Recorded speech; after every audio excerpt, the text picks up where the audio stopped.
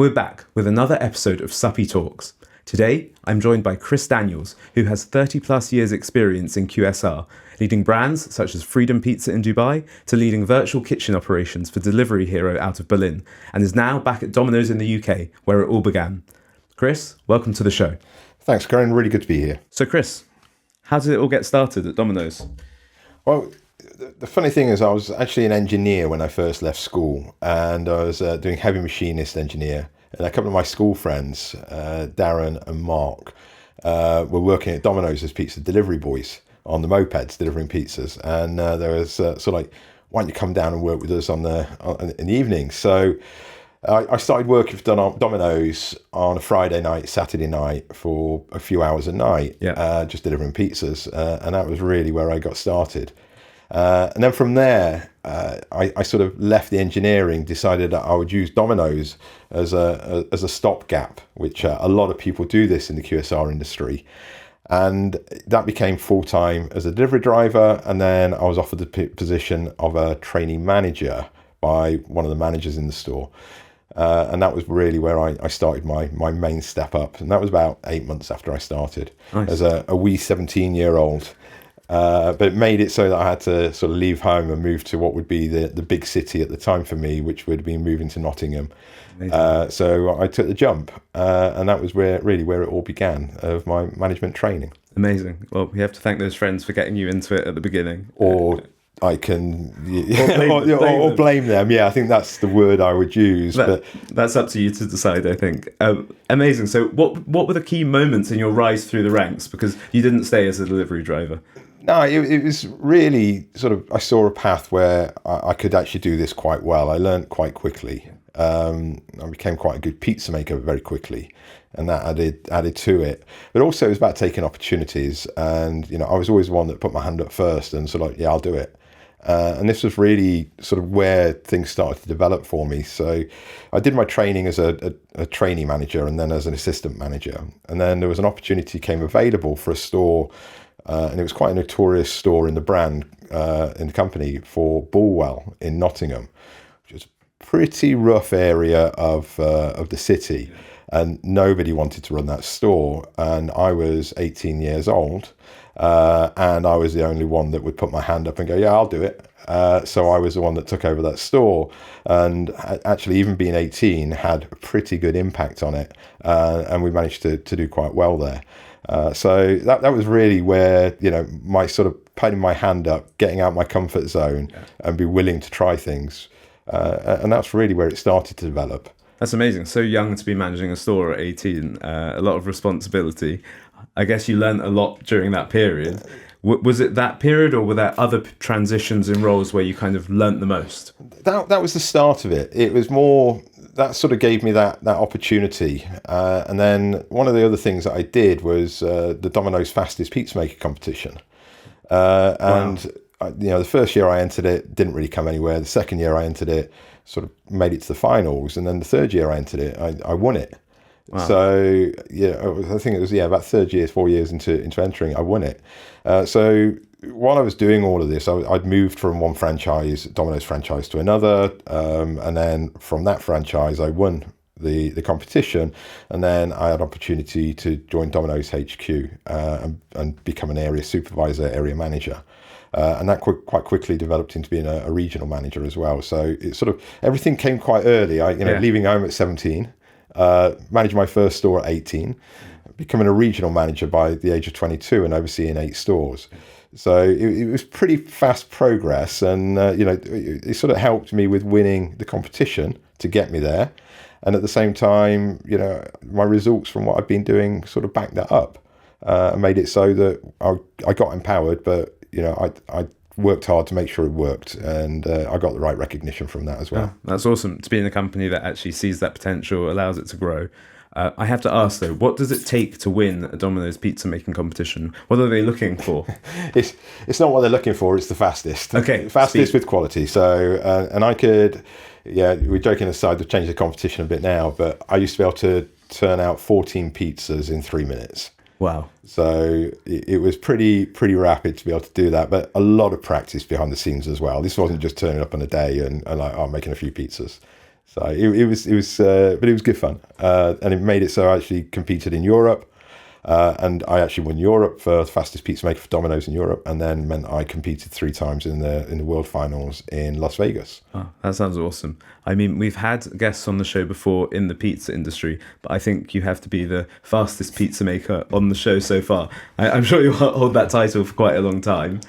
It sounds like very smooth sailing, but operations is chaotic. So do you want to tell me about any of the most chaotic kind of experiences or nights you've had in your hospitality experience? Well, we have the one night, which is, it went down as the Valentine's Day Massacre in Domino's. And this was, I think it was around about 2012.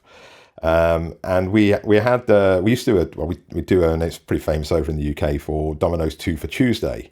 Yeah, so, everyone knows that. And it was the first time that Valentine's Day and 2 for Tuesday had come together. So we were expecting to be busier, but what ended up happening was chaos. And for some strange reason, we decided that we would do buy one, get one free on the pizzas, but at the same time do buy one, get one free on chocolate melts for all them husbands, boyfriends that were trying to impress the wife or girlfriend on that day to get free desserts as well. And by 5 o'clock, we'd already doubled sales. Wow.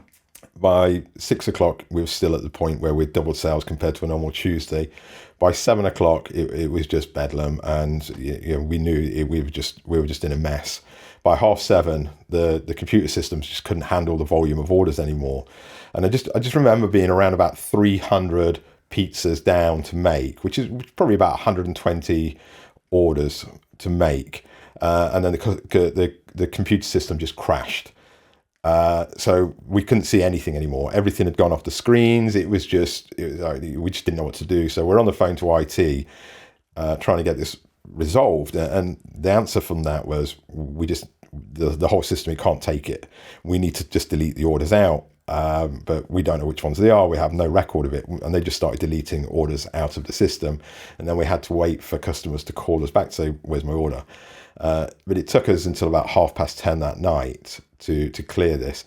Bear in mind, we were making 280 to 300 pizzas an hour with the team. And that, at the same time, that's around about 120 deliveries per hour that we needed to dispatch as well. And I'm talking about, this is just one store.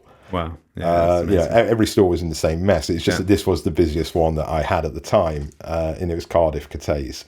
But it was just absolute chaos, and that has gone down across the whole system as the Valentine's Day Massacre. That's crazy. That's probably the only day in your career where you've wished you didn't have the busiest store.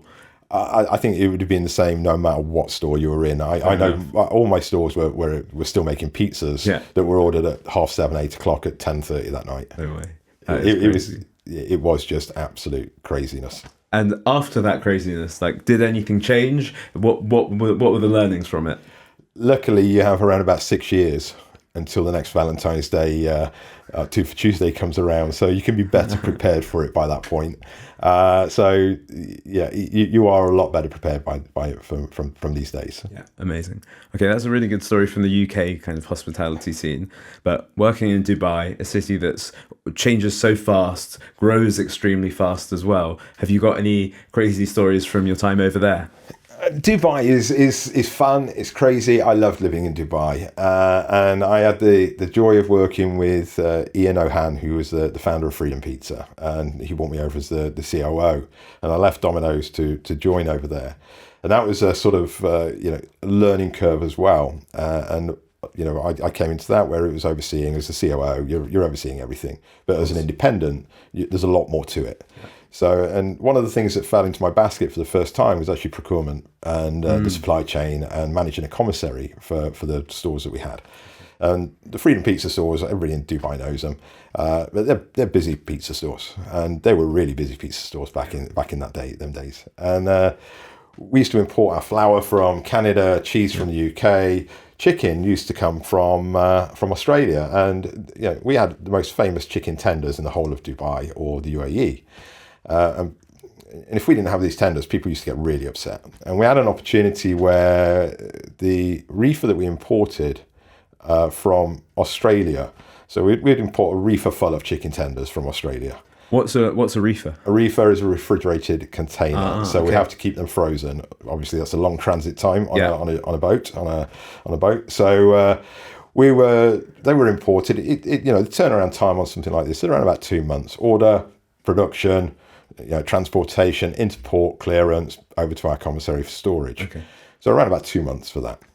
And on this one occasion, there'd been a slight change in the laws of how the birds had to be prepared. I won't get to too much detail on that. And something had changed. We didn't really understand exactly what it was, and it hadn't filtered down to the supply chain of the company that was supplying us, even though it's pretty firm that it should have been. So this reefer turned up with 15 tons of chicken in it, about $40,000 worth of chicken, chicken tenders. And it came to port and they wouldn't release it. And they said, no, the birds haven't been prepared properly in accordance with halal. So we then said, look, we've been importing these chicken tenders for years and it's always been fine. It's all been done exactly the same way. And they're saying, no, it's not the same. We've changed something. But nobody could really pinpoint what it was exactly that they'd changed, just we've changed something. So we went through, between me and Ian, we went through all levels of government, down in the docks, all the way through to actually, the Interior Ministry saying, what happened. And we're sitting down with meetings and, the famous words would come back and, we finished the last meeting. And this has been dragging on for about 2 months. And we finished the last meeting and the gentleman that we met turned around at the end of it and said, we will have your chicken released and we'll have all of this sorted for you. And then inshallah. So at that point, we sort of looked at each other and went, it's in God's hands now. It is. And that chicken never got released. And about 2 weeks later, it was turned around and was sent back to Australia, where it had to be destroyed. What a shame. Those chicken tenders going to waste. I know. That was actually a big thing. Anybody that's followed for Freedom Pizza in the UAE will know that the tenders were a big thing. Yeah, I've heard that too. Everyone speaks about them. Amazing. Okay, great. There's some really good stories there. One thing I wanted to pick up on from you is because you've got so much experience in QSR, in the kitchens and in operations, all the way up to kind of the board level.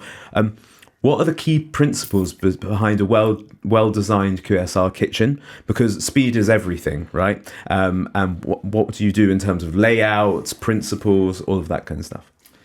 Things have changed, over recent years. Obviously, most of the orders that we take, is digital. So everything is done online. Yeah.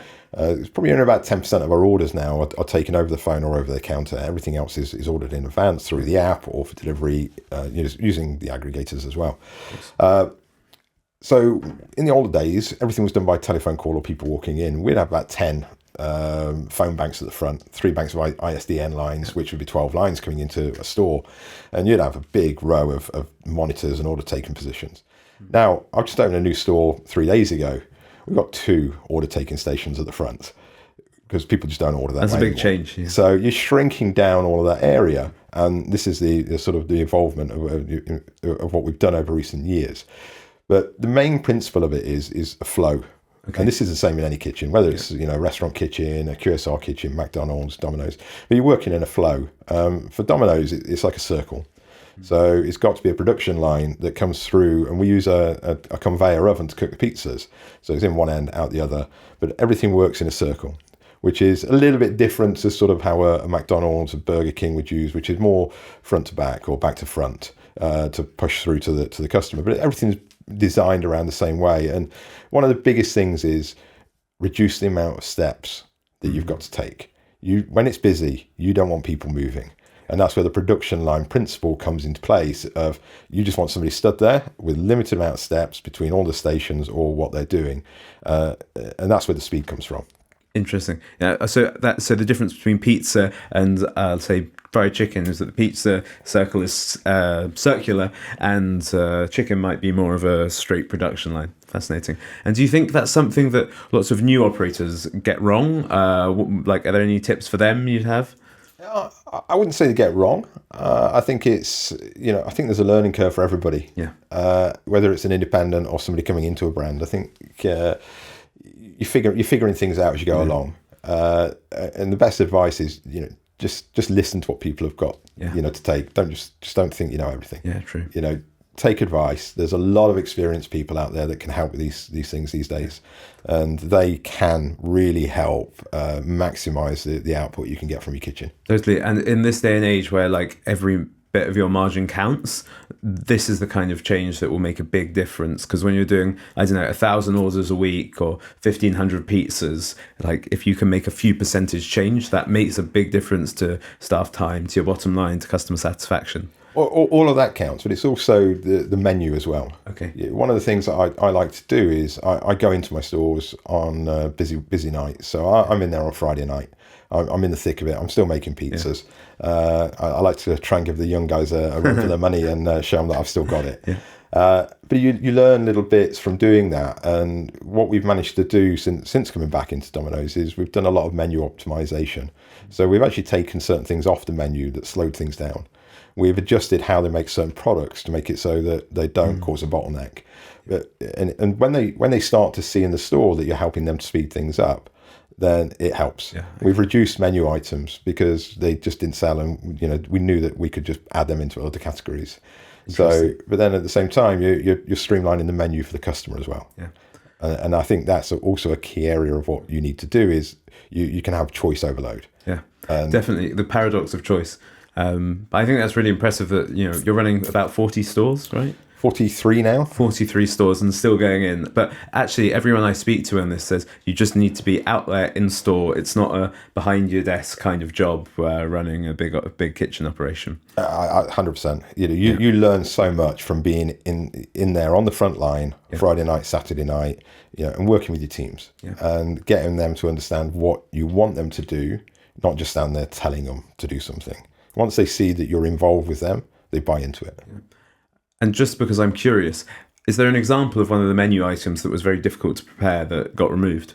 Yeah, there is. It's you'll probably know this from being based in the UK previously, Corinne, which is the double decadence. Ah, yeah. Which is a sort of a cheese-filled 2-slice of pizza, but we sold maybe 5 or 6 of them a day per store. Yeah. But the hassle of actually making it just stopped everything on the make line.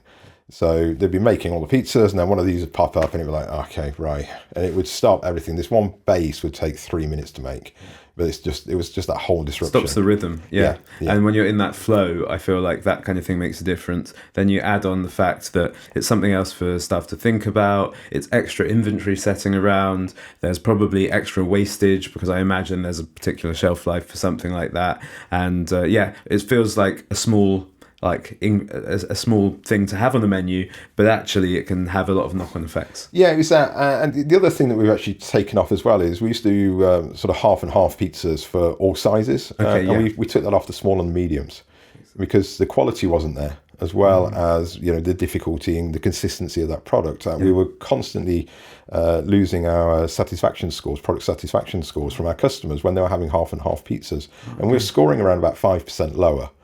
And that was a decision that we made then. One, it simplified in-store operations, but it made it so the customers were actually happy with the product that they were getting as well, because it was you can't really half and half a small pizza, especially if it's a different sauce. Yeah. So, we made it so we just do that on the large, and we've kept that on the large pizzas because we feel that there's a lot of customers that appreciate that. That's really interesting insight. And obviously in those examples, you've been leading teams across 43 sites. So just moving on topic slightly, how do you maintain a really strong culture when you're leading 40 plus sites? It's starting from the top with it. The first thing I did when I came back into the business, and I think I've done this with every business that I've worked in, is you got to lead and set the example of what the expectation is.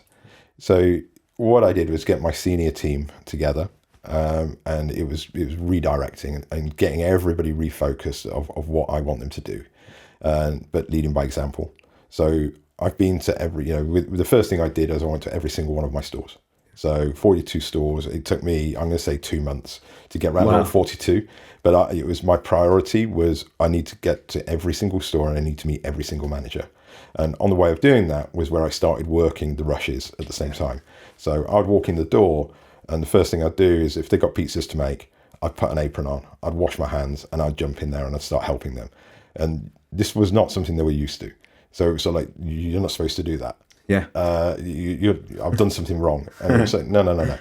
Every order is a rush. Every order, we've got to get out the door as quickly as possible. And we reset that mentality to being every order is a rush. It's demonstrating from the top, which is important because everyone looks up to someone, right? So if you're not seeing those people do it, why would you do it yourself? Absolutely. And it was making it so that sort of area managers recognise that, I'd go out for the day with an area manager, and the first thing I'd do when I walk in the door is, okay, put an apron on, wash your hands. And when they see you doing that, they've got no choice, but they're going to follow because they're not going to stand back at the back of the store doing something when you're on the front line working with the team. And there's a knock-on effect to that, especially in a big group. It just filters down, and what we've seen now over the last sort of 12 months is huge improvement in our staff retention. Amazing. We've reduced our staff numbers, but the people that we've got are actually staying with us. And we've seen a noticeable difference in this, which means that we're not losing that experience of people coming in, one out. And the QSR, the restaurant industry, is notorious for the amount of turnover, staff turnover, the high staff turnover that we have. Definitely. It's both bad for the business in terms of cost, customer experience. That's really admirable that you've been able to do that. So when you're looking, does that mean that there are opportunities to promote from within? Is that one of the reasons? Or do you look to hire externally to bring skills in normally? We do hire externally. The thing is, I come from being a delivery driver. Yeah. My head of ops comes from being a delivery driver. My head of training and compliance comes from being a delivery driver. The support workers within the business all come from being training managers, drivers, in-store workers, to what I call my ops support team. And the ops support team is everybody above store level, whether that be in finance, be maintenance, be HR, we're all there. And I've got a team of around about 30 people above store level. Okay. And they're all there to support the stores. That is our primary focus. But everybody from within the operations team comes from within. We do hire externally occasionally, but majority of promotions, like 90%, is coming from within the business. That's really cool, and it keeps people giving people a reason to keep pushing themselves, keep growing, and I'm sure everyone benefits from that. So is there anything that you look for specifically when you're trying to promote internally? Any characteristics, traits? You're looking for somebody that's got, I said at the start, that sort of can-do attitude. You don't want a moaner. You don't want somebody that's sitting there at the very beginning of this, sort of trying to change the rule book. What we do is really, really simple. Don't try and change it. The minute you try and change it, then it becomes complicated. And Domino's has been around for 60 years. Okay, something works. Yeah, absolutely. Okay, it's been 60 years, so something works there. We've just done our 40th anniversary in the UK. So something's working. Yeah. So who is somebody new to come in and change the rule book? I'm not saying that we don't change. We change. We listen. We learn. There's new ideas that come in. There's a standard operating procedure with all of this, and it works. Yeah. So you want somebody that's going to run with them guidelines, and show us what they can do. But it's more about that can-do attitude. We don't have that many people coming out of university working for Domino's. We have quite a lot of people that go to university and use Domino's as that stopgap, the same as myself, and make it work. And this is where a lot of people actually come from. Oh, that's really, really cool. It's interesting because you're speaking about a relatively mature business here, but you've also worked for some really cutting edge tech businesses like Delivery Hero and the Entertainer app in the UAE. So was there anything that you took from those businesses, or was it a bit of a shock? I think there's a sort of natural progression. When I joined Freedom, which is local AE now, that was my first sort of tipping my toes into a bit more of a tech part. And that was because we had our own app and the technology behind it. So I used to work with the tech teams. They were based out of Hungary. I used to work with the tech teams on the development. So that was my first sort of trying to learn how things work, working with a project manager. And that led me over to the Entertainer, which is they had an idea of building a product, which we changed into Munch. And then working from scratch to develop Munch as a new aggregator platform. We did all the hard work. we got it to a launch level. We actually launched it with Freedom as one of, but we actually signed up around about 1,800 restaurants. The restaurant guys, I was doing some webinars and podcasts and different things to get some attention, and it worked really well because we sort of aligned what we were doing with what they wanted. Cool. And it was at the start of COVID as well. So unfortunately, the entertainer decided that they didn't want to put the money in to really give it the kick to challenge the Talabats. At the time there was Zomato, in the market, and the Kareems and so on. So, and it would have been expensive, don't get me wrong, but we did a lot of hard work. So it was a really good understanding for me. So when I came from that background of the franchisee, the franchisor, the business runner, so to develop that, to do that, and then see the other side, to see it come to fruition was great. Yeah. Unfortunately, we just didn't really push it to get it off the ground properly, which was disappointing at the time. Yeah, it takes a lot of money to take on the likes of Talabat or Kareem or anyone else like that. But were there any things you took away from that you have brought back into kind of the franchise world? I think that sort of carried me over to Delivery Hero from having that role and that development. Was where then it sort of combined both roles together, from being from that QSR, that food background, to having some tech experience. Was that took me over to work for Delivery Hero, which is the owner of Talabat, by the way.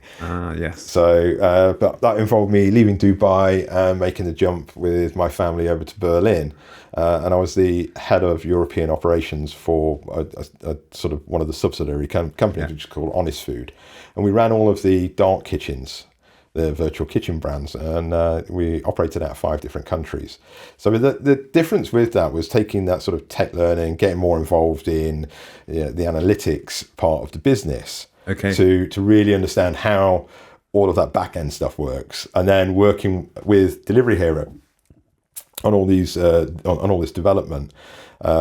It was just an incredible opportunity to go over there.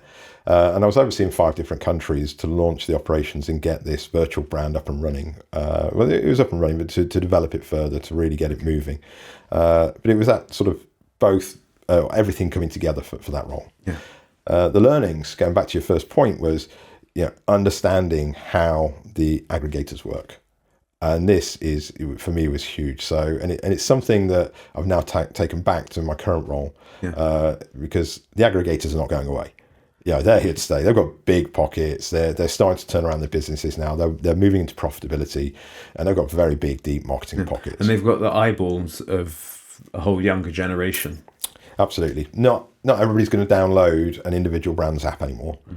They want everything in one place. I think you're a perfect example, actually, Corinne, with your Kareem app. Yeah, I'm a Kareem person. It's lunch, dinner, and then into their other services as well. Actually, I send money between countries using Kareem as well.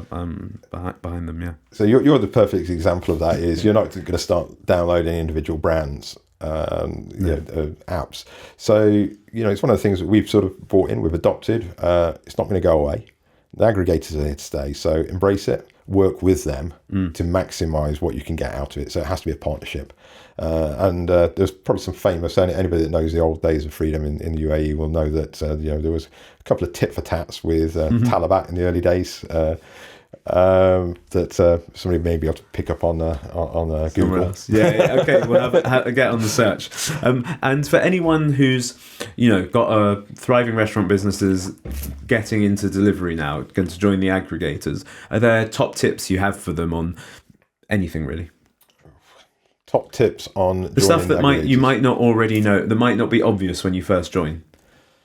I think it's just you've got to have a presence these days. You're going onto these apps depending on what your location is. If you're in a city, we can use Dubai as an example. We could use London or any city. There is hundreds, if not thousands, of restaurants open for you now. Yeah. So you can order anything and everything, whether that be your groceries. It's just overtaking everything. So you've got to be able to do something that's going to make it stand out. You've got to get high ratings. You need to make sure you're online. Your offline time is critical. Your ratings are critical for where you stand within the swim lanes, as we call it. And if you're not visible, you won't get any orders. So you've got to work out how to get yourself up ranked. And there's a couple of little tidbits there for you. One is make sure you're always online when you're supposed to be. Okay. Make sure you're getting 5 stars. Make sure that product is arriving hot, fresh, and it's got to be delicious. You know, if customers like it, they'll vote. Yeah. And you don't want them 3 stars because your ranking will slip further and further down, and you'll get less and less orders. Yeah, there's always no way to recover from that, really, is there? No. It's you. Once you're on, you've got to make sure you do it right from the start. Yeah, of course.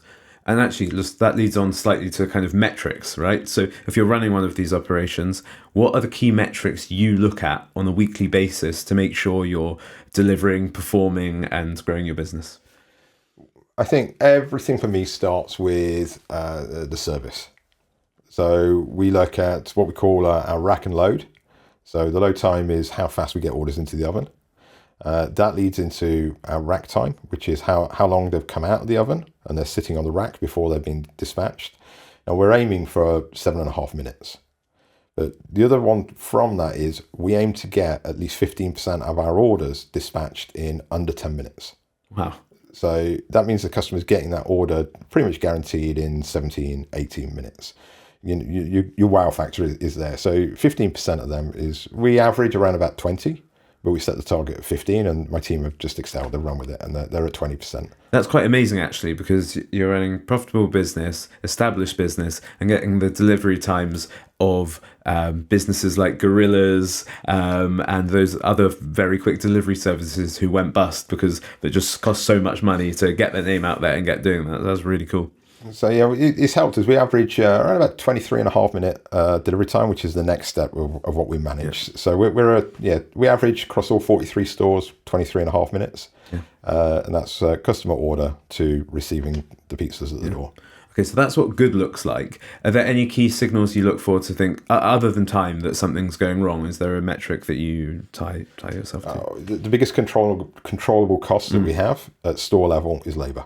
Okay. So one of the metrics we actually use for this is we measure how many orders per man hour, OPMH we call it, and it's the amount of orders against the amount of hours worked. So, and what we're looking for is above 2 orders per hour per person. So, and this is delivery as well as in-store. So it's not just one area of the business. So we've managed to improve this over the last year by around about 12%. Which has meant that even with the increase in national minimum wage this year, we've actually reduced our labour cost. Oh, that's but at the same time, we've improved our service. Yeah. And that's come through better staff retention, better training, understanding what's going on, reducing menu items and simplifying the menu a little bit.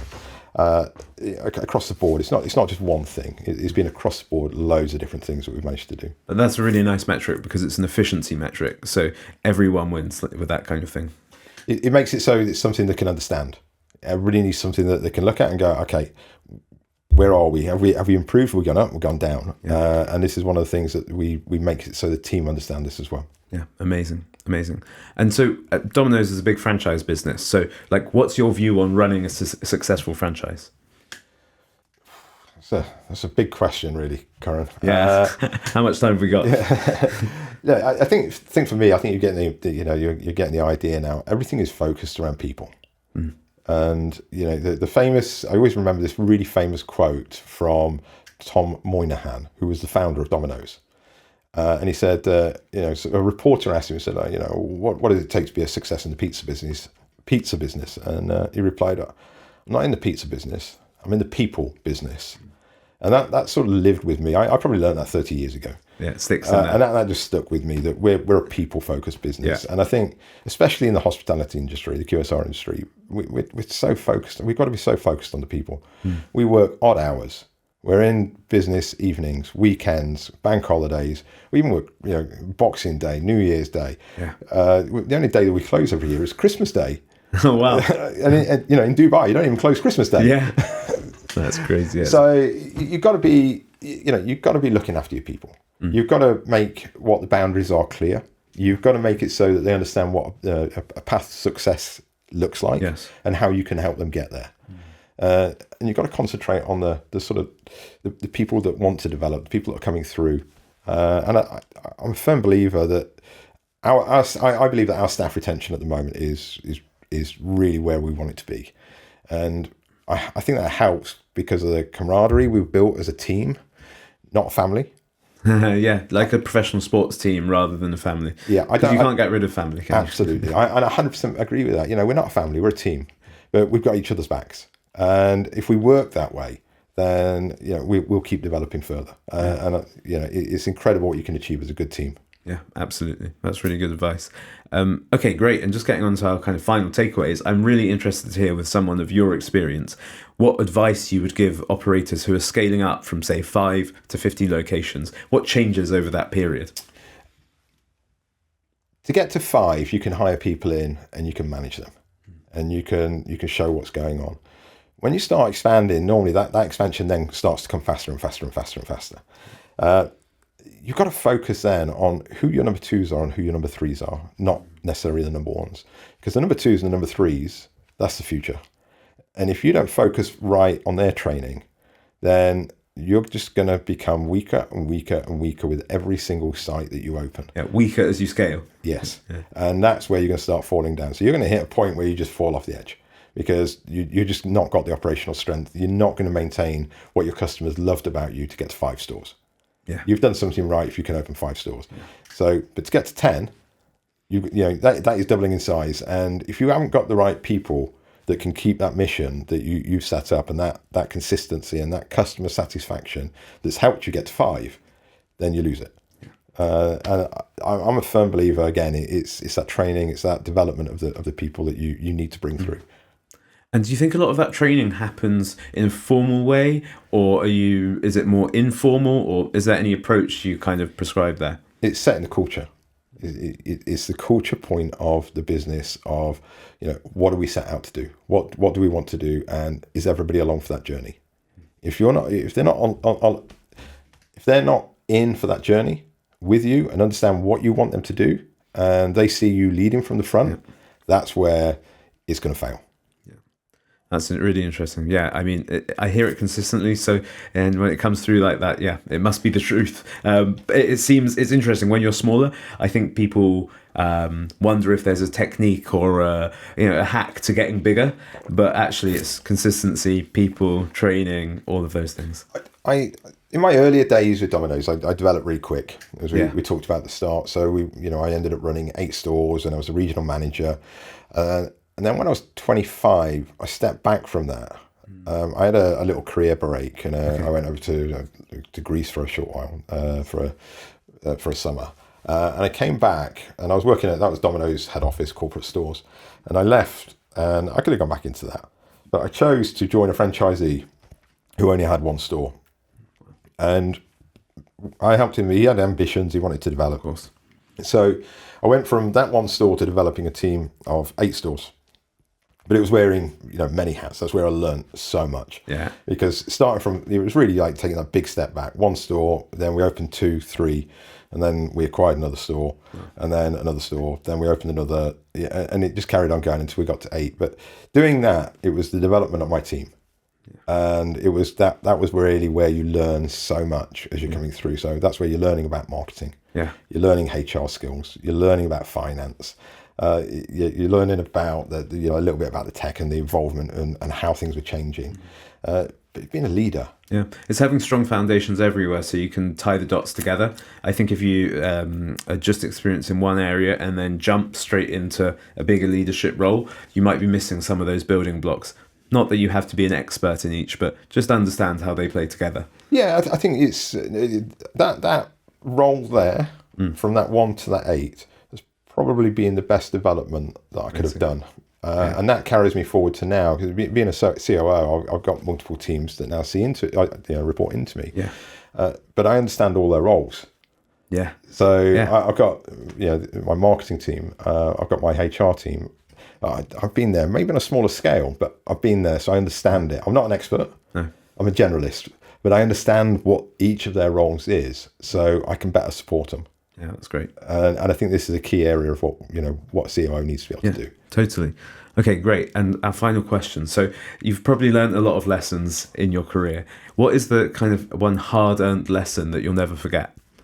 Hard-earned lesson I'll never forget. Was there a moment when, something's gone a bit wrong and you think, okay, I'm not doing that one again? I think I'm going to have to sort of generalize on this one a little bit, and that is own your mistakes. That's good. Okay, get it out of the way, face up to it, and then work on what the solution is. We all make mistakes, and I repeat this in my meetings with my guys. We all make mistakes. Okay, own it. Okay, put your hand up, say, This happened. It's happened. Okay, this is what I've done, and then let's find a solution together. Okay, because if we all go through life thinking that we're not going to make mistakes, then we're not going to learn anything. And I want my guys to make mistakes. Okay, they're human. We're not robots. And the more that they understand that, I'm not a shouter. I'm not going to go out here going, it doesn't achieve anything. What achieves something is going, right, guys, you can trust me. If you make a mess up of something, it's okay. We can recover it, and then we'll move forward again. I think it's actually a great point, because the sort of procrastination or fear or dilly-dallying that happens if you're just worrying about admitting a mistake is wasted time, opportunity, when you could have solved it, move forward, and be on to the next problem. 100%. And this goes back. I can remember having that exact feeling. Yeah. And I have this one thing that sticks in my mind where it happened, and I was worrying about the reaction and everything. This is for a whole weekend, and then I just went into my my CEO at the time, and I said, like, I've messed up. This is what happened. That was supposed to happen, and it didn't. And now and he went, it's all right. Yeah, it's all right. Okay, what did you learn from it? And and that was the first mentor a proper mentor I had, and it was that moment where you just go, okay, it's not as bad as you think. And I think that's the key point. It's never as bad as you think it's going to be. And I think we all should accept that we make mistakes, and just own it. Put your hand up and go, I cocked up. Exactly. If you're not making mistakes, you're probably not trying enough stuff. And it seems like what I've learned through speaking to you today is like lots of iterative improvements, wins, understanding how things play together. And that takes a lot of actions. And if you take a lot of actions, you're going to make some mistakes. Absolutely. I think we sort of, we talked about the tech part of things, and, I think we've sort of spoke about this off air a little bit as well, is when it comes to tech, and you're building and you're developing and you're doing something, you never finish. No. Okay, it's never finished. I'm working on things with Domino's and different things, using a bit of my experience as well now. You're never finished. No, absolutely. And I learned that as my first part was when I was with Freedom. Yes. And then went into The Entertainer. We'll never finish that. And then went into Delivery Hero. Some of the projects we worked on, never going to finish. You're just constantly, there's something else that's going to come in that another idea. And it's the same with business. You've got to keep moving the goalposts. The minute you stand still, game over. Once you realize that change is the constant, then you can start dealing with it. Totally. All right, Chris, it's been fantastic speaking to you. Thank you for sharing your advice so freely, and I'm sure our listeners will really have enjoyed this episode. So thanks again for coming in. It's been great to speak to you. And if you want to find Chris, he'll be on LinkedIn. We'll share the details. Thanks very much, Karen. Absolute pleasure coming and talking to you.